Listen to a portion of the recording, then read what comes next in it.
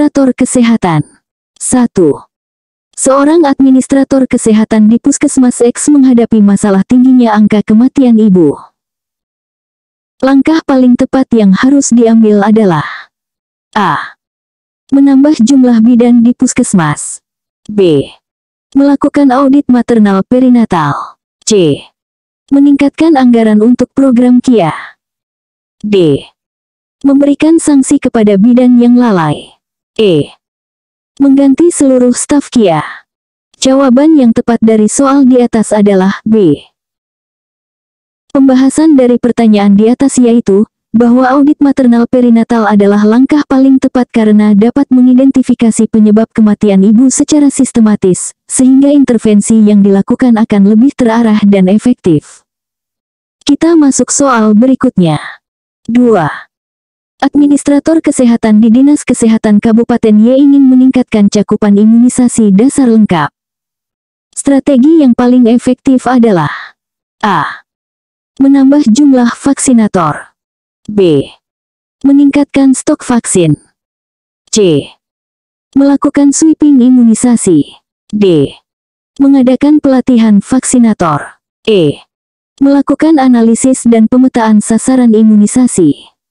Jawaban yang tepat dari soal di atas adalah E. Pembahasan dari pertanyaan di atas yaitu, bahwa analisis dan pemetaan sasaran imunisasi merupakan langkah awal yang paling efektif untuk meningkatkan cakupan, karena dapat mengidentifikasi kelompok yang belum terjangkau dan mengoptimalkan sumber daya yang ada. Kita masuk soal berikutnya. 3. Dalam upaya pengendalian penyakit tidak menular, Administrator Kesehatan di Dinas Kesehatan Kota Z harus memprioritaskan program A. Screening massal hipertensi dan diabetes. B. Penyuluhan gaya hidup sehat di media sosial. C. Pemberian obat gratis untuk penderita PTM. D. Pembentukan pos pembinaan terpadu atau posbindu PTM. E. Pelarangan iklan rokok di seluruh kota. Jawaban yang tepat dari soal di atas adalah D.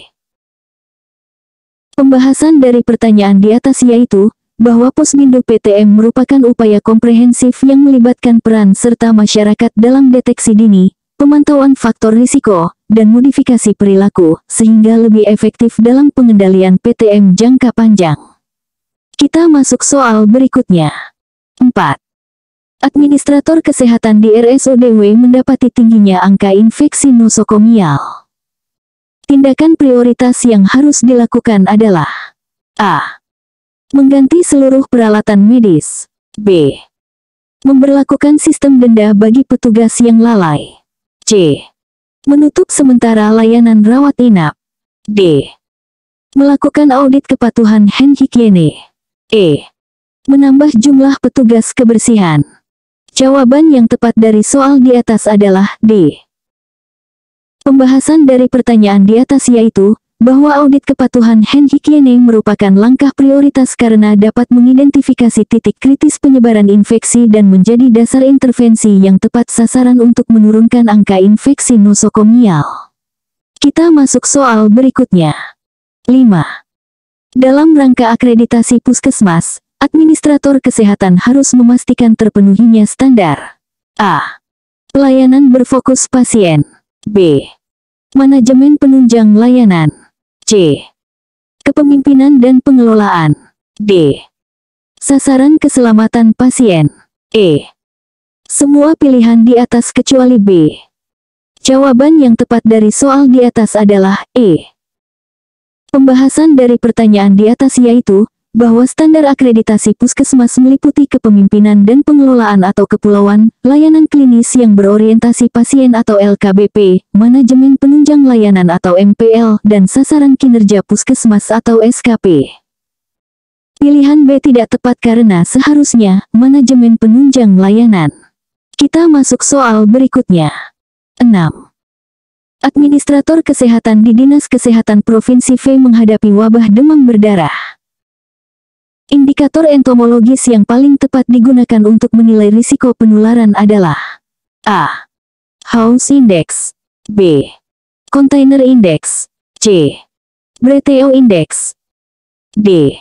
Maya Index. E. Larva Density Index. Jawaban yang tepat dari soal di atas adalah C. Pembahasan dari pertanyaan di atas yaitu, bahwa BTO Index merupakan indikator entomologis yang paling sensitif dan spesifik dalam menilai risiko penularan DBD, karena menggambarkan hubungan antara kontainer positif dengan jumlah rumah. Kita masuk soal berikutnya. 7. Seorang administrator kesehatan di Balai POM harus mengevaluasi efektivitas program pengawasan obat dan makanan. Indikator outcome yang paling tepat adalah A. Jumlah sampel yang diperiksa. B. Frekuensi inspeksi ke produsen. C. Penurunan temuan produk ilegal. D. Jumlah petugas yang dilatih. E. Anggaran program pengawasan. Jawaban yang tepat dari soal di atas adalah C. Pembahasan dari pertanyaan di atas yaitu, bahwa penurunan temuan produk ilegal merupakan indikator outcome yang paling tepat karena menggambarkan dampak langsung dari program pengawasan terhadap keamanan obat dan makanan di masyarakat. Kita masuk soal berikutnya. 8. Administrator kesehatan di Dinas Kesehatan Kabupaten U ingin meningkatkan cakupan persalinan oleh tenaga kesehatan. Analisis yang paling tepat dilakukan adalah A. Analisis SWOT. B. Analisis akar masalah. C. Analisis beban kerja. D. Analisis stakeholder. E. Analisis cost benefit. Jawaban yang tepat dari soal di atas adalah B. Pembahasan dari pertanyaan di atas yaitu, bahwa analisis akar masalah paling tepat dilakukan untuk mengidentifikasi faktor-faktor mendasar yang menyebabkan rendahnya cakupan persalinan oleh tenaga kesehatan, sehingga intervensi yang dilakukan dapat mengatasi penyebab utama masalah. Kita masuk soal berikutnya. 9.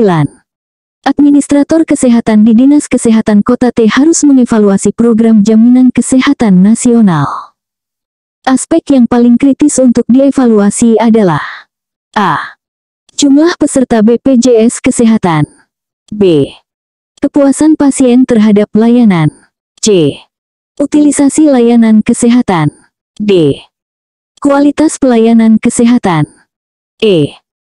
Sustainabilitas pembiayaan program. Jawaban yang tepat dari soal di atas adalah E. Pembahasan dari pertanyaan di atas yaitu, bahwa sustainabilitas pembiayaan program merupakan aspek paling kritis dalam evaluasi JKN, karena menjamin keberlangsungan program dalam jangka panjang dan berdampak pada seluruh aspek pelaksanaan JKN lainnya. Kita masuk soal berikutnya. 10. Dalam upaya penurunan stunting, administrator kesehatan di Kementerian Kesehatan harus memprioritaskan intervensi. A.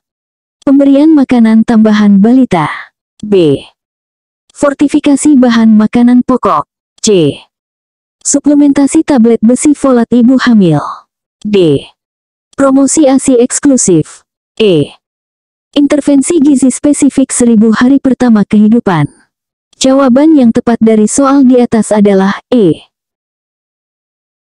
Pembahasan dari pertanyaan di atas yaitu, bahwa intervensi gizi spesifik 1000 hari pertama kehidupan merupakan prioritas utama dalam penurunan stunting karena mencakup periode kritis pertumbuhan dan perkembangan anak, serta meliputi berbagai intervensi komprehensif yang berdampak langsung pada status gizi.